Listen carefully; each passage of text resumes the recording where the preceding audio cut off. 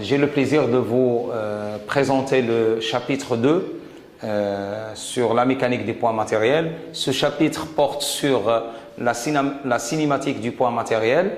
Donc c'est tout simplement, on s'intéresse à l'étude des mouvements des particules matérielles, et ce indépendamment des causes qui produisent ce mouvement. Parce que si on tient compte des causes, donc on est dans le chapitre qui concerne la dynamique du poids matériel. Donc on va commencer ce chapitre par une petite introduction et des généralités sur la notion de poids matériel, la notion de référentiel, la trajectoire, et par la suite nous donnons la définition de la vitesse et les composantes du vecteur vitesse. Ensuite, je m'intéresse à l'étude de l'accélération et les composantes des vecteurs accélération, et on va donner certaines applications au calcul de l'accélération en coordonnées curvilines, c'est le repère de Freinet. Par la suite, nous passons au changement de référentiel, et c'est la partie la plus importante qui concerne la composition des vitesses, la composition des accélérations. Donc l'accélération se décompose en trois composantes, l'accélération relative, d'entraînement et de Coriolis. Et ce chapitre va être suivi d'une application sur les coordonnées polaires, sur les coordonnées cylindriques, sur les coordonnées sphériques. Et on va calculer avec les deux méthodes, avec un calcul direct de la vitesse, un calcul direct de l'accélération, et par application du changement des référentiels. Voilà. Donc en petite introduction, donc nous pouvons dire que la cinématique du poids matériel, c'est l'étude des mouvements des corps indépendamment des causes qui produisent ces mouvements. Cette notion reste relative parce qu'il dépend fortement du repère par rapport auquel elle est définie. Concernant la définition d'un point matériel, donc nous pouvons considérer un point matériel comme étant un objet dont la forme et la dimension sont négligeables lors de l'étude de son mouvement. On ne tient pas compte de sa dimension et de sa forme. Sa dimension, il est considéré nulle, et sa forme, elle est non définie. Seule la position du centre de masse d'un point matériel est à considérer. L'orientation et la rotation ne sont pas prises en considération dans le mouvement du point matériel. Et à chaque instant, ce point matériel, il est défini par des coordonnées, que ce soit x, y, z en coordonnées cartésiennes, ρ, φ et z en coordonnées cylindriques, ou bien r, θ et φ en coordonnées sphériques. Voilà, donc ceci concerne le point matériel. En ce qui concerne le référentiel, tout simplement, nous pouvons définir un référentiel comme étant un repère d'espace. Ce repère d'espace, il est lié à un observateur muni d'une horloge pour mesurer le temps. À noter que en mécanique classique, les vitesses des objets qu'on va étudier, ou bien qu'on s'intéresse à étudier, les vitesses restent très négligeables devant la vitesse de la lumière, et le temps reste indépendant des référentiels d'observation, car le temps, il est universel, c'est une constante universelle. En ce qui concerne la trajectoire, donc un point M, souvent lorsqu'il se déplace, il décrit une trajectoire, et cette trajectoire, c'est tout simplement l'ensemble des positions occupées par le point matériel au cours de son mouvement. La position du point matériel sur sa trajectoire, elle est repérée par un vecteur accélération. Bon, maintenant, après cette petite introduction, donc on va directement entrer dans le vif sujet. Donc on s'intéresse à l'étude de la vitesse. Vitesse d'un point M. D'un point M. Donc on considère un point M, soit M, un point matériel de masse petit m, qui se déplace dans un référentiel se déplaçant dans un référentiel R,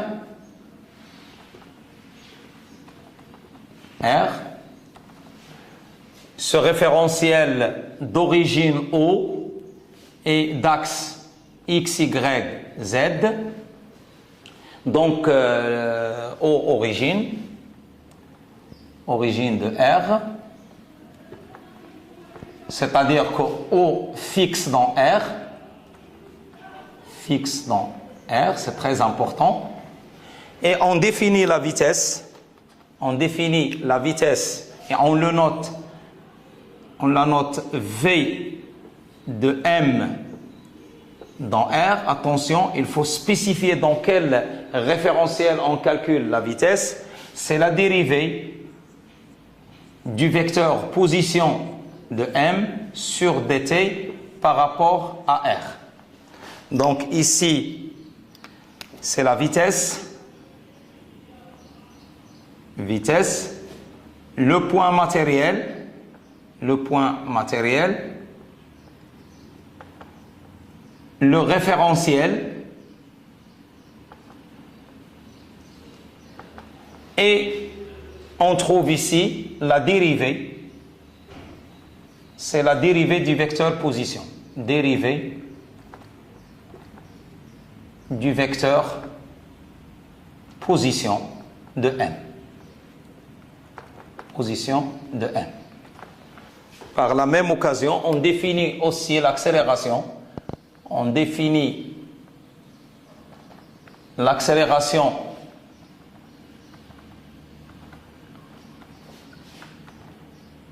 de M, notez gamma de M dans R. Bon, donc vous pouvez trouver gamma, vous pouvez trouver aussi cette écriture gamma de M dans R, donc il y a, et vous pouvez aussi trouver A de M dans R. Donc ça, ce sont les trois écritures possibles qu'on trouve dans la littérature. Donc que ce soit A, gamma comme ça, ou bien gamma comme ça. Et donc il est défini. Donc pour un point matériel de masse M se déplaçant dans un référentiel R, gamma de M dans R, elle est égale à D de V de M dans R sur dt par rapport à R. Il est très important, très important d'indiquer le référentiel dans lequel est faite la dérivée. Qu'on peut écrire aussi, ceci on peut l'écrire aussi, d carré, c'est la dérivée seconde du vecteur position par rapport au temps et bien sûr dans le même référentiel R. Voilà. Donc les deux quantités, donc la vitesse c'est la dérivée première du vecteur position et l'accélération c'est la dérivée seconde du vecteur position. Comme petite application, donc application en coordonnées cartésiennes,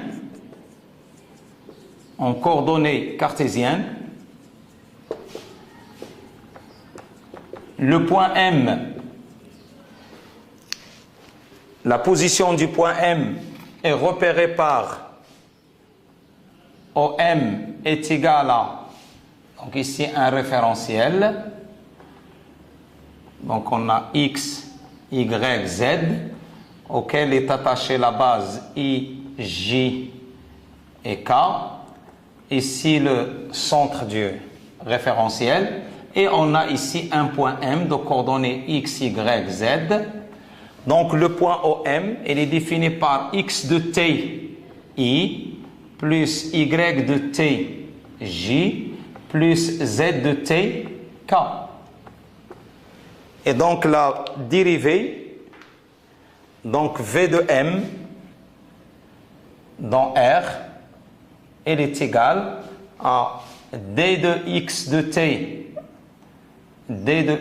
t sur dt i plus normalement x de t di sur dt par rapport à R plus y de t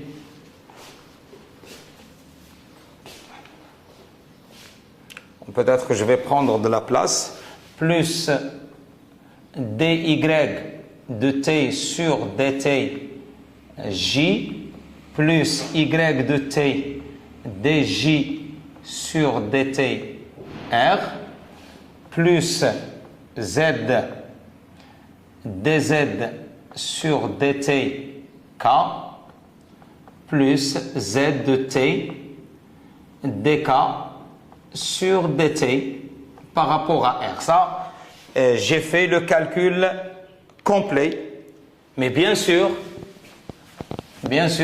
la dérivée des vecteurs de la base du référentiel R, donc lorsque je dérive ces vecteurs de R dans R, donc leur dérivée elle est nulle. Avec, bien sûr, avec di sur dt par rapport à R est égal à dj sur dt par rapport à R est égal à dk sur dt par rapport à R est égal à 0, car ijk base de R. Donc, lorsque les vecteurs constituent la base d'un référentiel, leur dérivée dans le référentiel, elle est nulle. Donc, V de M dans R, elle est égale, tout simplement, x point de t i plus y point de t j plus z point de t k. Voilà. C'est tout simplement, c'est la somme des dérivées des trois composantes du vecteur position. Et de la même façon, je calcule gamma, l'accélération, bien sûr gamma de m dans R est égal à d v de m dans R sur dt par rapport à R, qui est égal à d sur dt de x point i plus y point j plus z point k par rapport à R. Donc, je ne vais pas redériver les vecteurs i, j, k dans le référentiel R, mais tout simplement, donc j'obtiens gamma est égal à x seconde i plus y seconde j plus z seconde k, où x seconde, c'est la dérivée, la deuxième dérivée, ou bien la dérivée seconde de x par rapport à t2. Y seconde est égal à d carré de y sur dt2. Et z seconde est égal à d carré de z sur dt2. Voilà. Donc, le calcul il est très simple. Donc, il suffit de dériver tout simplement les composantes du vecteur position deux fois. Et maintenant, je vais vous donner un petit exemple d'application pour mieux assimiler ce calcul de vitesse et d'accélération. Donc, soit un point M, donc application,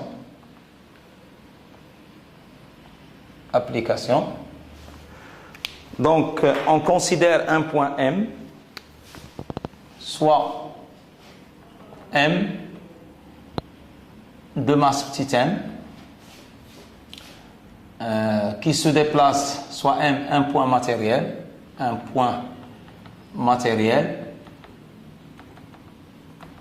de coordonnées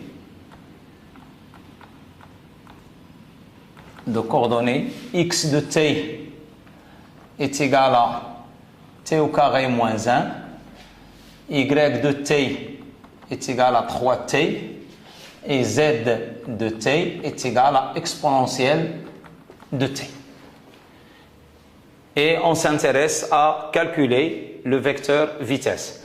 Donc, v de m dans R, toujours il faut spécifier dans quel référentiel, est égal, on avait dit c'est x point i plus y point j plus z point k, qui est égal, donc x point c'est 2t, 2ti, plus, je dérive y point, donc y c'est 3t, donc y point c'est 3j, plus, je dérive z de t est égal à e à la exponentielle de t, donc c'est tout simplement la dérivée, c'est exponentielle de t k. Voilà, donc voilà le vecteur vitesse, les coordonnées du vecteur vitesse. Donc comme si on a Vx est égal à 2t, Vy est égal à 3 et Vz est égal à exponentielle t. Et ces Vx, Vy, Vz, ce sont les composantes du vecteur vitesse. Donc, composantes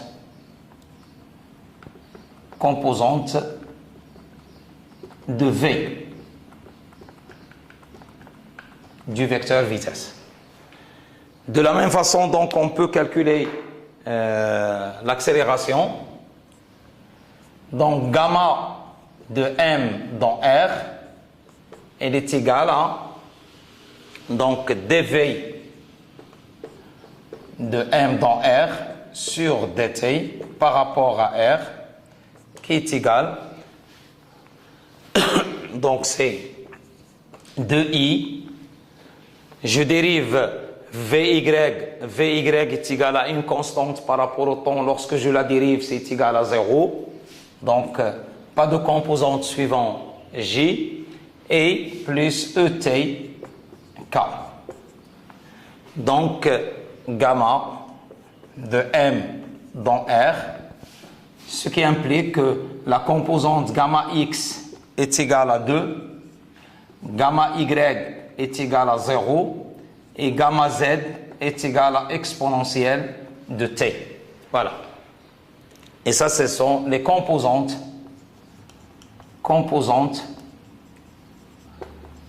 du vecteur gamma de m dans R. Donc, ceci, on va aussi l'appliquer, ce calcul, pour les coordonnées cylindriques. Donc, on suppose qu'on a un point matériel qui se déplace en coordonnées cylindriques. Et nous avons vu que le point M il est repéré par deux variables, donc la variable ρ, par les variables ρ, phi et z. Donc en coordonnées cylindriques, donc on va faire le même calcul en coordonnées cylindriques. Un point M de masse M a pour position, a pour vecteur position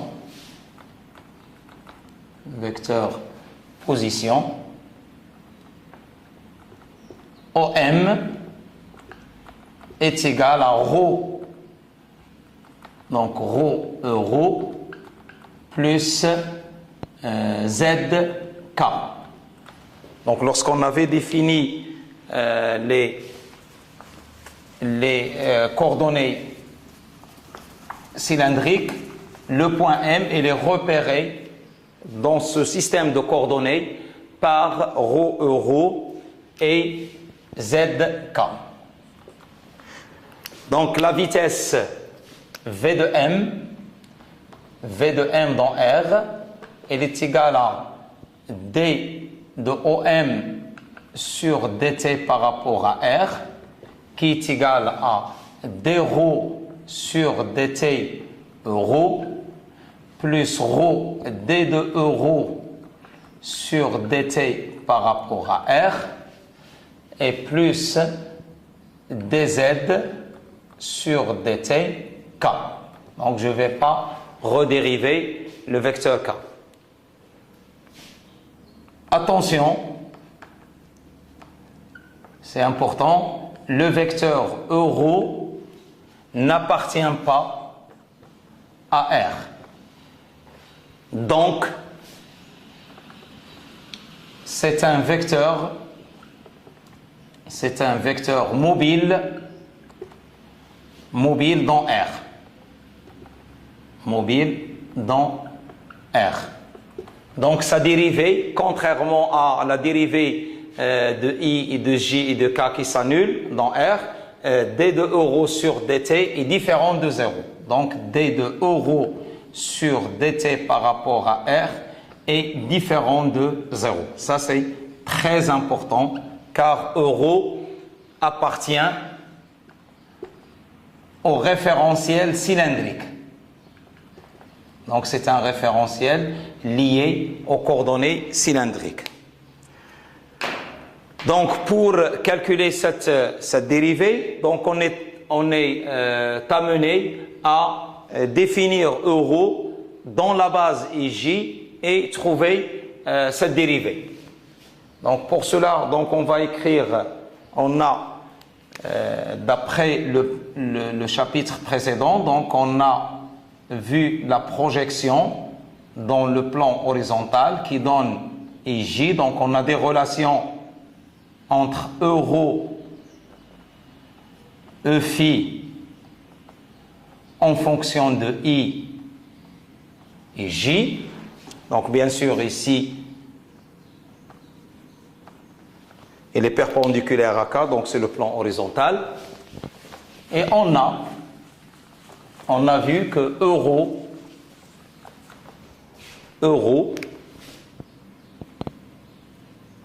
est égal à cosinus phi I plus sinus phi J, et E phi est égal à moins sinus phi I plus cosinus phi J.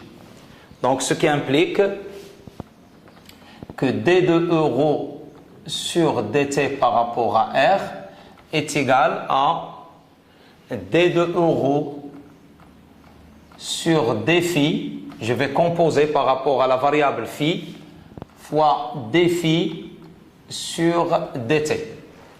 Donc, qui est égal à phi point d de euro sur d phi. Et d de euro sur d phi, d'après les expressions qu'on a, bien sûr, attention, toujours, je dérive dans R. Je dérive dans R. Bien sûr, ici, toujours, c'est R. C'est R. Donc, d de euro sur d phi par rapport à R est égal à moins sinus phi I plus cosinus, je dérive le sinus, c'est cosinus phi J. Et c'est identique à E phi. D'où V de M dans R est égal à ρ point euro plus ρ, et je multiplie par phi point, et d de euro sur d phi, c'est E phi, plus z point K. Bien sûr, avec ρ point, c'est d de euro sur dt, phi point, c'est d phi sur dt, et z point, c'est dz sur dt. ρ point est égal à d ρ sur dt. Ici, ce n'est pas la peine de spécifier le référentiel. Plus, donc, phi point est égal à d phi sur dt, et z point est égal à dz sur dt. Donc, de même, je vais procéder au calcul de l'accélération. Donc, gamma de m dans R est égal. Donc, je dérive cette quantité. Donc, il me donne ρ seconde euro. Donc, avec ρ seconde, c'est d de ρ point sur dt, plus ρ point d de euro sur dt par rapport à R, plus, ici j'ai trois variables, donc c'est ρ point phi point plus ρ phi seconde phi plus rho phi point, et je dérive d de e phi sur dt par rapport à r plus z seconde k. Donc est égal, donc ici j'ai rho point d de euro sur dt, donc je vais retrouver phi point comme tout à l'heure, donc c'est phi point e phi, et donc j'aurai rho seconde, et j'ai ici d de e phi sur dt, donc de la même façon d de e phi sur dt par rapport à r est égal à moins phi point euro. Donc vous faites la même chose comme on a fait pour d de euro sur dt, et donc d de e phi sur dt par rapport à r, c'est moins phi point euro. Donc j'aurai rho seconde moins rho phi point au carré euro plus rho point phi point, et j'ai ici rho point phi point, donc c'est 2 fois, plus rho phi seconde e phi et plus z seconde k. Donc voilà l'expression de gamma dans R. Donc bien sûr vous voyez que les expressions commencent à un petit peu se compliquer, mais il suffit d'aller doucement dans les calculs sans sauter de passage, et c'est sûr que vous réussissez le calcul. Voilà donc ceci pour les coordonnées cylindriques. Donc le même calcul on peut le faire pour les coordonnées sphériques. Il suffit qu'on dérive correctement avec des projections correctes, donc on arrive à obtenir un calcul correct. Donc pour cela, je vais considérer un point M, donc soit M de masse M, un point matériel se déplaçant dans un système de coordonnées,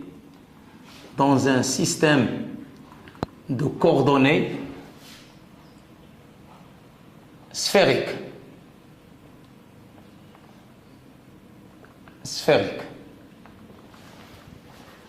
On a vu que le vecteur position OM, il est égal à R ER. Donc avec ER, c'est le premier vecteur de la base sphérique. On a défini les autres, donc le référentiel sphérique, donc c'est la base qui est liée, c'est ER, Eθ et Eφ. C'est-à-dire qu'on a 3 variables R, θ, φ qui permettent de positionner le point M dans ce système de coordonnées. Donc V de M par rapport à R est égal à dr sur dt ER plus R d de ER sur dt par rapport à R. Attention, je dérive ce vecteur qui appartient au référentiel sphérique ou à la base sphérique, mais je le dérive dans R. Donc qui est égal à R point ER plus R d de ER sur dt par rapport à R. Donc avant de faire le calcul, il faut bien sûr rappeler les différentes projections qu'on a établies. Donc on avait établi dans le chapitre précédent que ER, donc ici l'angle θ, et ici Eθ, bien sûr, et là, j'ai le vecteur E phi. Donc, c'est la projection perpendiculaire à E phi. Et dans ces conditions, on a ER est égal à cosinus de θ K plus sinus θ euro.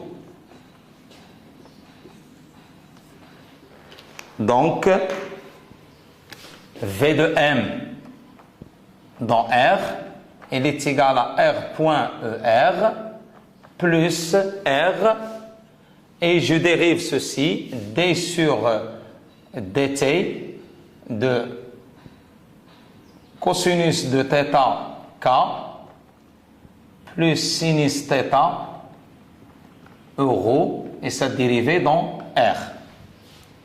Donc, il est égal à R point ER plus R, et la dérivée par rapport au temps de cosinus de θ, c'est moins θ point sinus θ K plus θ point cosinus de θ euro. La dérivée de K par rapport à dt dans R, elle est nulle, parce que c'est le même vecteur qui appartient à la même base de référentiel R, et plus sinus θ, donc plus sinus θ, d de euro sur dt par rapport à R. Voilà. Donc ceci me donne R point ER moins R θ point sinus θ K plus R θ point cosinus de θ euro plus sinus θ, et d de euro sur dt par rapport à R, on l'avait vu, c'est phi point E phi, bien sûr, avec plus R phi point. Or, ceci, ce terme-là, donc moins sinus θ K plus cosinus θ euro, moins sinus, c'est tout simplement, c'est Eθ, parce que Eθ, il est égal à cosinus de θ euro moins sinus θ K. Donc, c'est égal à R point ER plus R θ point Eθ et plus R phi point sinus θ E phi. Voilà l'expression du vecteur vitesse de M en coordonnées sphériques. Donc, de la même façon, on peut calculer le vecteur accélération. C'est vrai qu'il y a un calcul assez lourd, mais il suffit d'aller tout doucement pour le réaliser. Donc, je vais juste donner un aperçu de calcul sans l'entamer complètement. Donc, gamma de M dans R est égal à D de V de M dans R sur dt par rapport à R, qui est égal, donc je dérive ici, donc c'est heure seconde R plus R point θ point Eθ, donc R point θ point plus R θ seconde Eθ plus R θ point d de Eθ sur dt par rapport à R plus, ici c'est R point phi point sinus θ plus R phi seconde sinus θ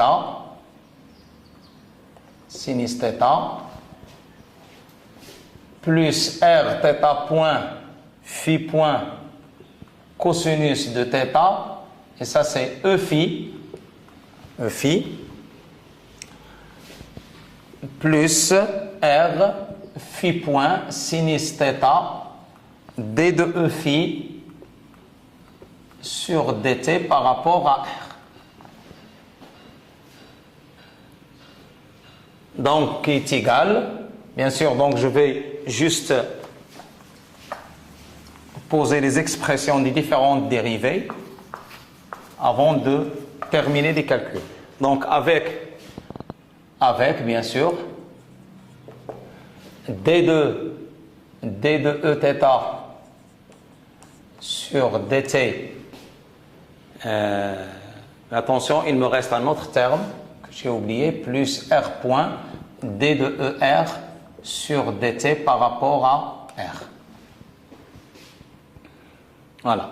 Donc, d de e θ par rapport à r, c'est égal à d sur dt de moins sinus θ k plus cosinus θ rho qui est égal à θ point moins cosinus θ k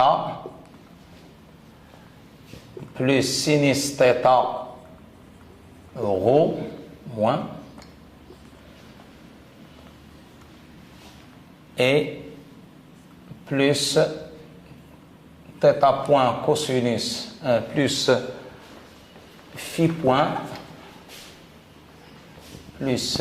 point cosinus de θ d de rho c'est e phi. Donc qui est égal, et ceci c'est moins θ point, et là qu'est-ce que je retrouve? Cosinus θ k plus sinus θ, donc c'est rho, c'est er, donc moins θ point er plus phi point cosinus de θ e phi. Et d de er sur dt par rapport à r, donc on avait montré que c'est θ point e θ plus phi point sinus θ e phi. On avait montré tout à l'heure. Et puis d de e phi sur dt par rapport à r, on avait montré que c'est moins phi point euro. Donc, bien sûr, en introduisant ces trois expressions qui concernent la dérivée de e θ sur dt dans R, la dérivée de d de er sur dt dans R et la dérivée de d de e phi sur dt dans R, on les introduise dans l'expression de gamma. Bien sûr, on trouve l'expression finale de gamma donnée par. Donc, vous verrez apparaître l'expression définitive de gamma. Il est un petit peu lourd à présenter, mais vous la verrez avec les trois composantes de l'accélération. Voilà. Maintenant, on passe à un système de coordonnées qui est fréquemment utilisé. C'est le système de coordonnées curviligne. Donc, surtout lorsqu'on a une trajectoire qui est quelconque. Donc, ici, vraiment, on a étudié le système de coordonnées cartésien, la symétrie cylindrique, on a étudié la symétrie sphérique. Là, ce sont des symétries un petit peu spéciales. Donc, les choses sont bien arrangées. On a des symétries, mais lorsqu'on a une trajectoire qui est quelconque, c'est un mouvement qui est quelconque, donc on est obligé de passer par les coordonnées curvilignes. Donc, coordonnées curvilignes,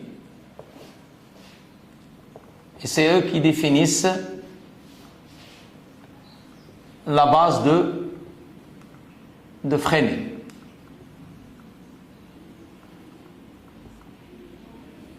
Base de Fresnel. Donc on considère un référentiel R, donc un référentiel R, O, et on considère une trajectoire quelconque,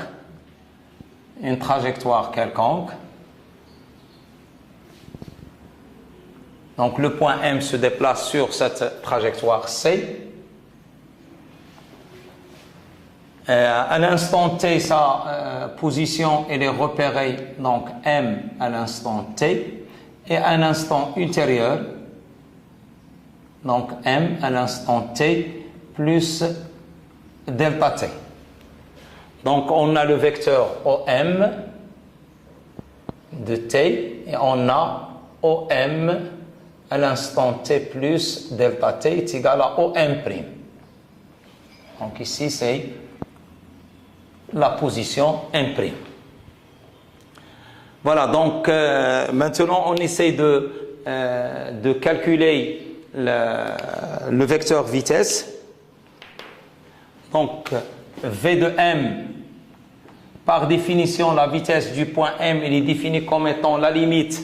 Donc on l'avait défini. Donc c'est la limite quand delta t tend vers 0 de OM à l'instant t plus dt moins OM à l'instant t sur delta t. Donc c'est la limite quand delta t tend vers 0. Donc il fallait prendre un intervalle de temps le plus petit possible. Donc ici c'est le sens positif de déplacement sur la trajectoire. Et donc le calcul de OM à l'instant t plus delta t moins OM à l'instant t, donc est égal à OM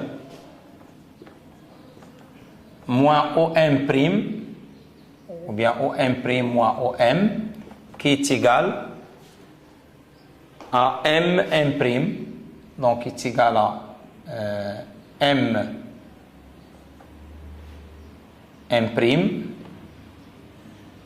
donc est égal à ce vecteur-là, donc M'. La particularité du vecteur M', c'est que M' est tangent à la trajectoire C, à la trajectoire du point M, donc c'est la trajectoire C, pour un delta t qui tend vers 0, c'est-à-dire un delta t le plus petit possible. Et pour cette raison, on va écrire que M', c'est tout simplement le vecteur M'. Donc on va définir un vecteur taux tangent à la trajectoire. Donc on définit un vecteur taux tangent à la trajectoire.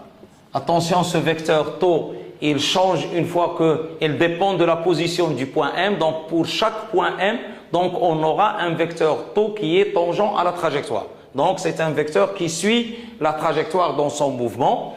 Et on va considérer que donc est égal, comme si on a c'est M', l'arc M', donc c'est cette distance M', qui multiplie le vecteur taux. Et l'arc M', donc c'est ce qu'on appelle, c'est ce qu'on définit l'abscisse curviligne, donc est égal à ds taux. Donc ds qui multiplie taux. Où ds, c'est la longueur, comme je vous ai dit, la longueur de l'arc M'. Donc, ceci va automatiquement nous définir la vitesse. Donc, V de M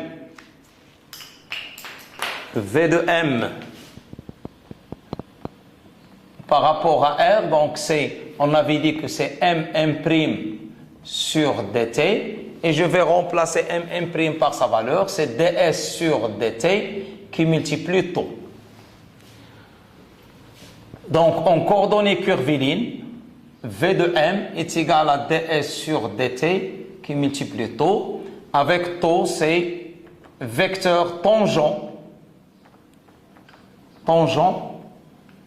à C, quel que soit, donc il suit la trajectoire, il suit le point M dans son mouvement, donc à tout instant, il reste tangent à la trajectoire. Et ceci se justifie par le fait que la vitesse est toujours, la vitesse, c'est un vecteur qui est tangent à la trajectoire.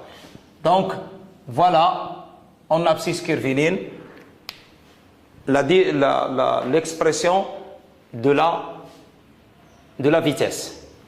En ce qui concerne l'accélération,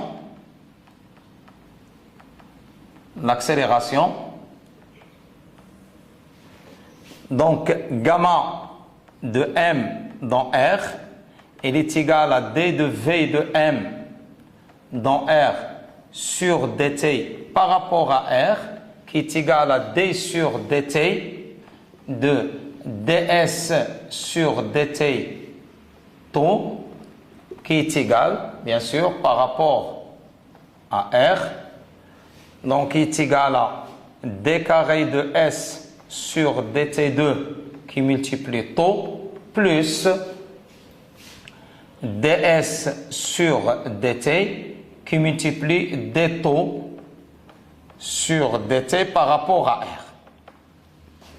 Voilà, gamma de m par rapport à R. Donc là, on trouve une composante suivant taux, donc c'est la composante tangentielle, ceci c'est S2 points, pour simplifier l'écriture. Et ici, on trouve une autre composante, donc ici S point, et attention, le vecteur d taux sur dr, ce n'est pas un vecteur qui est constant dans R, mais c'est un vecteur qui varie dans R, donc il est mobile dans R. Donc comment on calcule sa dérivée? Donc c'est ce qu'on va voir par la suite.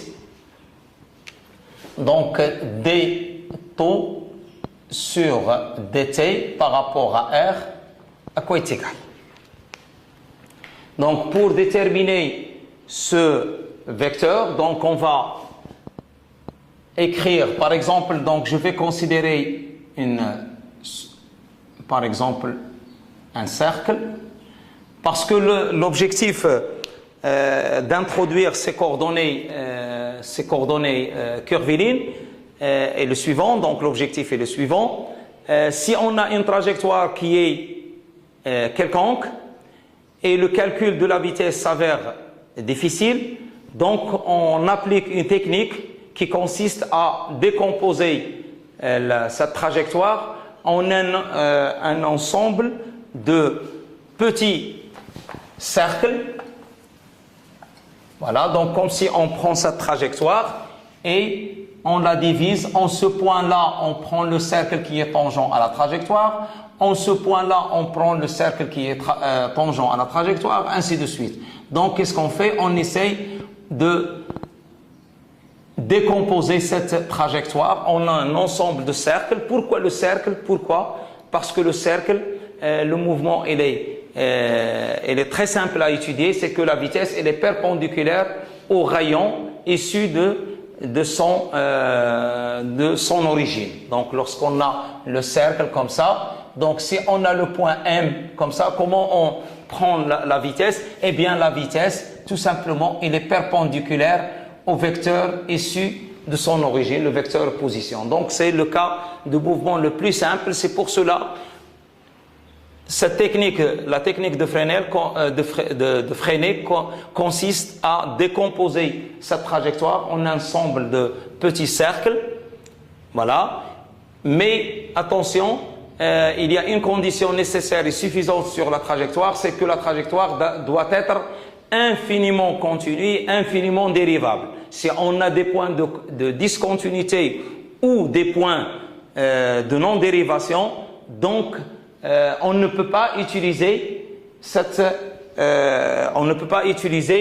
les coordonnées curvilignes. Pourquoi? Ou bien la base de Fresnel. Donc si on a une trajectoire qui n'est pas continue et qui n'est pas dérivable, ça c'est un point de non-dérivation. Non-dérivation. C'est-à-dire ce point, la trajectoire, donc si je prends la fonction ici, donc cette fonction, elle n'est pas dérivable en ce point. Pourquoi elle n'est pas dérivable? Parce que si je calcule en ce point-là, si je calcule la dérivée, donc je trouve la dérivée, il est tangent à la trajectoire, et en même temps, en ce point, je trouve un autre vecteur qui est comme ça. Donc, comme si en ce point-là, la trajectoire a deux dérivées. Donc, ceci à exclure comme trajectoire pour y appliquer les composantes ou bien les coordonnées de Freinet. De même, donc si on a une trajectoire qui n'est pas continue, donc une trajectoire qui n'est pas continue, donc il y a un point de discontinuité, par exemple ici, donc on a un point de discontinuité, donc la même chose, donc ici on aura un vecteur tangent ici, et là on aura un autre vecteur tangent ici, et donc il faut que ces vecteurs tangents soient les mêmes en tout point de la trajectoire. Donc la même chose, on ne considère pas les trajectoires qui présentent des points de discontinuité. Donc ça c'est une condition nécessaire et suffisante.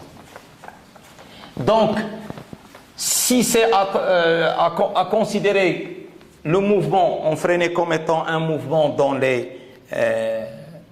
un mouvement très simple d'un cercle, donc là je peux maintenant calculer. Donc on a x, y, o, donc on a le point M, on a le point M'. Donc ici c'est j'ai l'angle alpha, donc ici j'aurai un angle alpha plus d de alpha, et donc R. Et comment je peux calculer cette abscisse curviligne ds? Eh bien ds dans ces conditions, quoi est égal, c'est R d alpha. Donc d taux sur dt par rapport à R est égal d taux sur ds fois ds sur dt. Bon, donc ds sur dt, que je peux écrire encore d taux sur d alpha fois d alpha sur ds fois ds sur dt. Donc j'ai composé par l'angle d alpha. Et donc ceci, ça me donne d taux sur d alpha dans R. Je vais le noter n, un vecteur qui est, si c'est ça, est le vecteur tangent. Donc, le vecteur n, c'est un vecteur qui est perpendiculaire, qui est orienté vers l'intérieur de la trajectoire. Donc, n perpendiculaire à taux,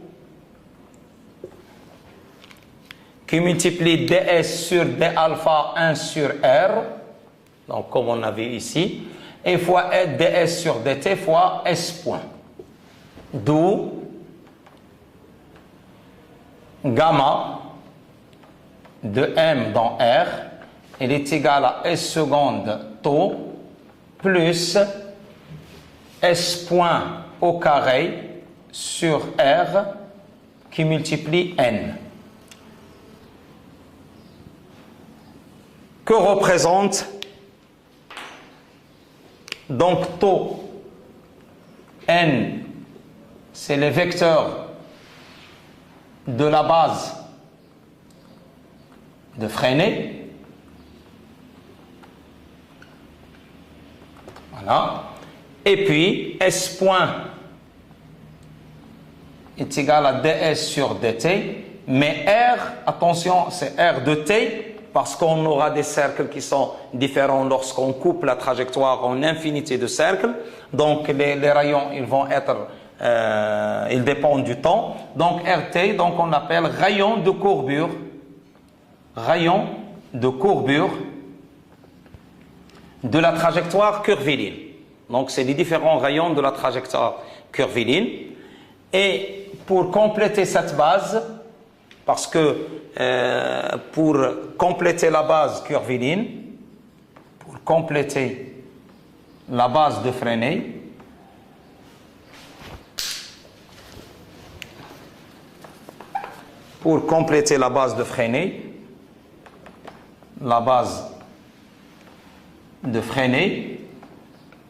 donc on introduit B, un autre vecteur, tel que ce vecteur est égal à taux vectoriel n. Donc, et on l'appelle binormal. La binormale. Et n, comme je le définis ici, c'est la normale. Normale à la trajectoire. Donc normal, donc c'est un vecteur qui est tangent, qui est perpendiculaire à taux et qui est orienté vers la concavité, vers l'intérieur de la trajectoire, comme on l'a indiqué ici. Et donc le vecteur B, il est comme ça. Donc c'est un vecteur qui est perpendiculaire au plan taux n, mais de telle sorte que B est égal à taux vectoriel n. Voilà. Donc il y a une façon pour calculer. Donc ceci nous amène à écrire gamma m dans R comme étant gamma t taux plus gamma n n. Donc c'est gamma tangentiel, ici gamma tangentiel, ciel, et ici gamma normale. C'est la composante normale et la composante tangentielle de la trajectoire. Donc avec gamma t est égal à s seconde et gamma n est égal à s point au carré sur r de t. Voilà les composantes. Donc on pourrait les calculer aussi si jamais on a gamma.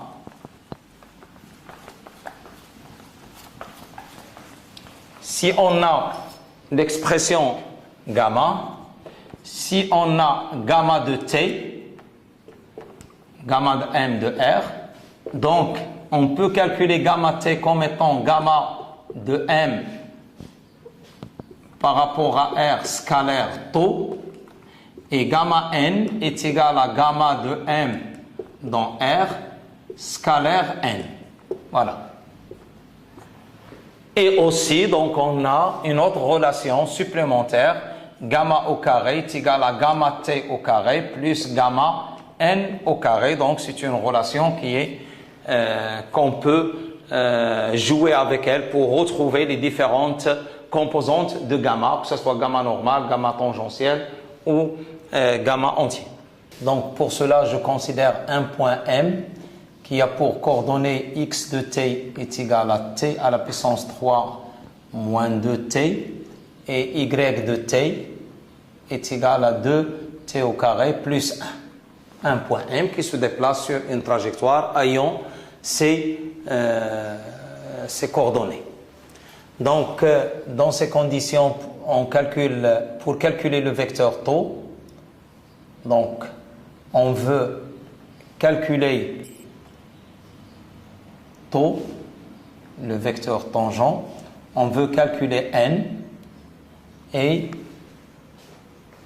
on souhaite calculer gamma t et gamma n. Voilà, à partir de ceci, on peut faire le calcul. Donc déjà, pour calculer taux, donc qu'est-ce qu'on va faire?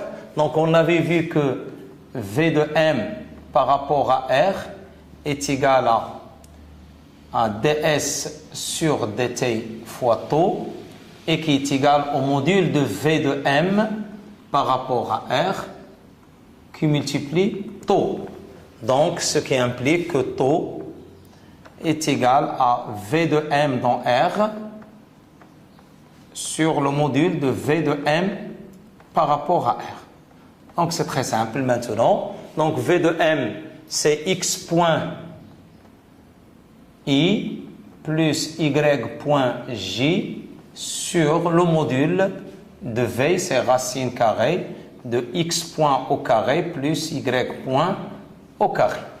Donc ce qui implique que le vecteur taux dans ces conditions, elle est égale à 3t au carré moins 2 i plus 4t j là, sur racine carrée de 3t au carré moins 2 au carré plus 4t au carré.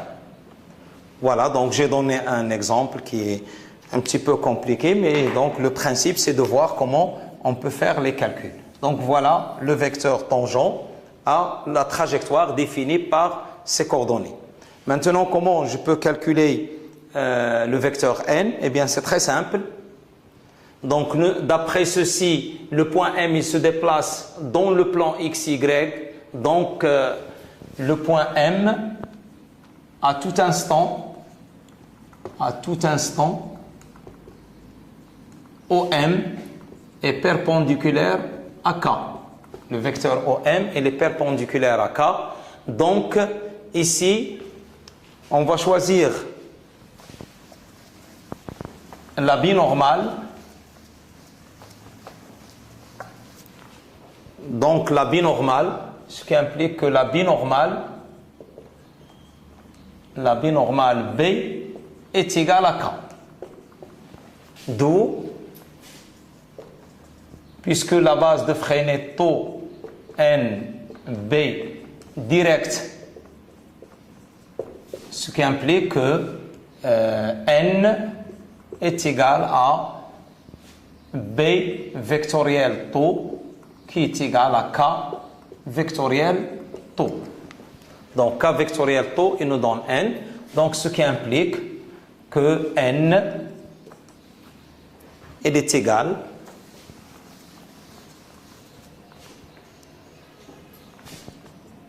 à 1 sur racine, donc je ne vais pas écrire cette expression, donc 1 sur racine, qui multiplie, donc 3t au carré moins 2 k vectoriel i plus 4t k vectoriel j. Donc le vecteur n, elle est égal à 1 sur racine, donc toute l'expression, et donc 3t au carré moins 2, k vectoriel i, c'est j, donc 3t au carré moins 2 j, et k vectoriel j, c'est moins i, donc moins 4t i. Donc voilà le vecteur n, donc c'est un vecteur normé et qui est perpendiculaire à taux. Donc c'est très simple, le calcul il est tellement simple. Et pour calculer gamma de t et gamma n, on a deux façons. Soit qu'on détermine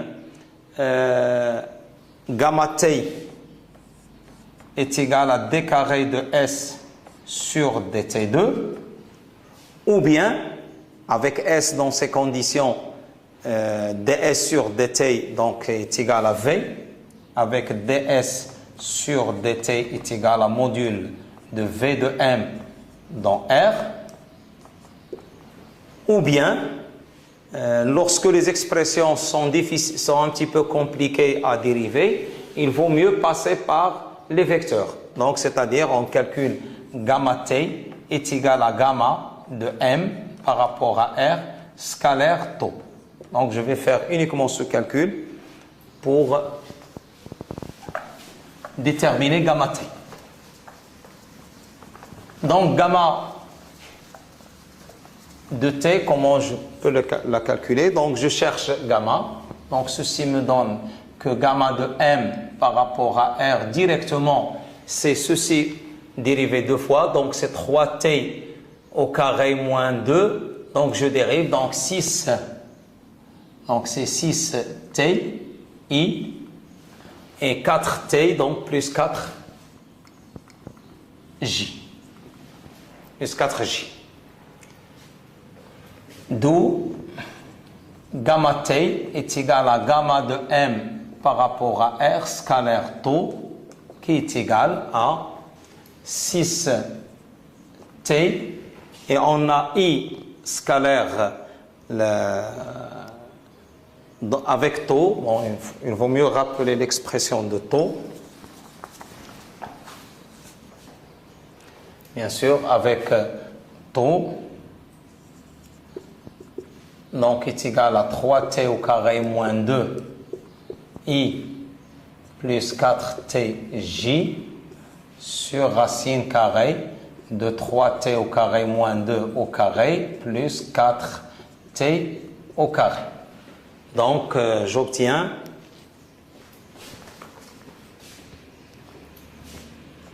Donc 3t au carré moins 2 fois 6t plus 4t fois 4 sur racine carrée de 3t au carré moins 2 au carré plus 4t au carré. Voilà. C'est l'expression de gamma t. La même chose pour déterminer gamma n. Eh bien, gamma n est égal à gamma de m par rapport à r, scalaire n, donc est égal, donc la même chose. Donc ici, on a toujours la même 3t au carré moins 2 au carré plus 4t au carré. Et on a n ici est égal à 3t au carré moins 2j moins 4t i sur racine carrée de ceci. Donc j'obtiens 4 fois gamma, donc c'est 6t, donc moins fois 4t, fois 4 fois 4t, bien sûr, fois 4t, plus 3t au carré moins 2 fois 6t. Voilà. Donc voilà gamma n. Donc c'est très simple. Dans ces conditions, il vaut mieux passer par les expressions vectorielles et projeter suivant taux pour avoir gamma t, projeter suivant n pour avoir gamma n.